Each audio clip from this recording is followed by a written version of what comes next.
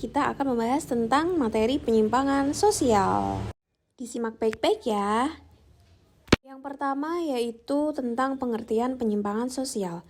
Jadi, penyimpangan sosial itu adalah perilaku yang tidak sesuai dengan nilai-nilai dan norma-norma yang berlaku di masyarakat. Sebelumnya kita sudah belajar tentang apa itu nilai dan apa itu norma. Jadi nilai itu adalah sesuatu yang dianggap baik oleh masyarakat dan norma adalah seperangkat aturan yang dibuat untuk mengatur perilaku di masyarakat. Nah, jadi kaitannya dengan perilaku menyimpang ini adalah perilaku menyimpang, perilaku yang tidak dianggap baik oleh masyarakat dan perilaku yang melanggar aturan-aturan yang sudah dibuat di masyarakat. Jadi misalnya melanggar nilai ketika seseorang itu akan memasuki suatu ruangan. Misalnya kalian memasuki ruangan kepala sekolah. Tapi kalian masuk ke ruang kepala sekolah itu dengan tidak membawa sepatu, kemudian dengan tidak mengetuk pintu, itu salah satu contoh dari penyimpangan nilai. Kemudian melanggar norma misalnya ketika kalian melanggar peraturan lalu lintas, kemudian kalian ditilang oleh polisi. Nah, itu berarti kalian telah melakukan penyimpangan norma. Kemudian kita lanjut ke bentuk-bentuk penyimpangan sosial. Bentuk penyimpangan sosial yang pertama yaitu bentuk penyimpangan primer atau temporer, yang artinya bersifat sementara dan masyarakat itu masih bisa menoleransi atau menerima kehadiran si penyimpang. Contohnya misalnya pada pelanggaran lalu lintas, meskipun sudah melanggar tapi masyarakat masih bisa ditoleransi oleh polisi dengan catatan tidak mengulangi lagi pelanggaran lalu lintas tersebut, kemudian terlambat masuk sekolah, kemudian tidak masuk sekolah atau membolos sekolah. Biasanya siswa-siswa akan diberi peringatan terlebih dahulu oleh guru maupun BK. Kemudian bentuk penyimpangan selanjutnya adalah bentuk penyimpangan sekunder. Mohon maaf ada typo sedikit, itu maksudnya permanen ya, bukan temporer. Jadi perilaku bentuk penyimpangan sekunder ini adalah penyimpangan yang perilaku menyimpangnya itu diulang-ulang dan masyarakat tidak bisa menoleransi atau menerima kehadiran si penyimpang. Contohnya misalnya korupsi. Korupsi merupakan salah satu bentuk penyimpangan sekunder di mana perbuatan itu seperti yang kita ketahui, koruptor itu mengulang-ulang perbuatannya, kemudian masyarakat juga tidak bisa menoleransi adanya tindak korupsi tersebut.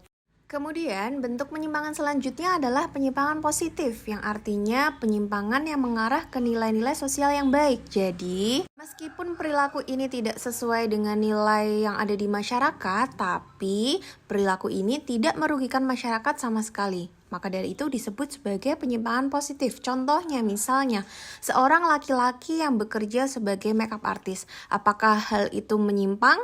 Ya, dianggap menyimpang nilai karena masyarakat menganggap bahwa makeup artist itu ditujukan untuk perempuan. Karena yang biasanya identik dengan alat makeup itu adalah perempuan. Nah, ketika si laki-laki menjadi makeup artist itu dianggap tidak wajar oleh masyarakat ketika seorang laki-laki memegang alat makeup. Akan tetapi, hal itu sama sekali tidak merugikan masyarakat lain atau merugikan dirinya sendiri karena laki-laki tersebut bekerja sebagai makeup artist karena tuntutan ekonomi dan tidak merugikan orang lain. Maka dari itu disebut sebagai penyimpangan positif.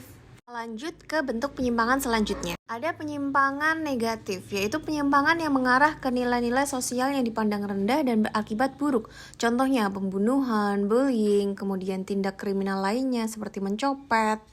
Nah, dalam penyimpangan negatif ini masyarakat tidak bisa lagi mentoleransi perbuatan mereka. Misalnya pembunuhan.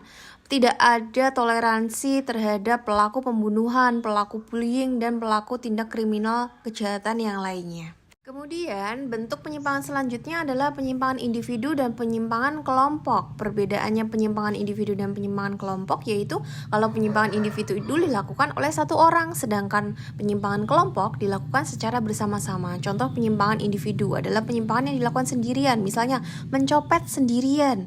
Kemudian kalau penyimpangan kelompok itu misalnya mencopet dengan sindikat. Sindikat itu berarti dilakukan tidak hanya satu orang.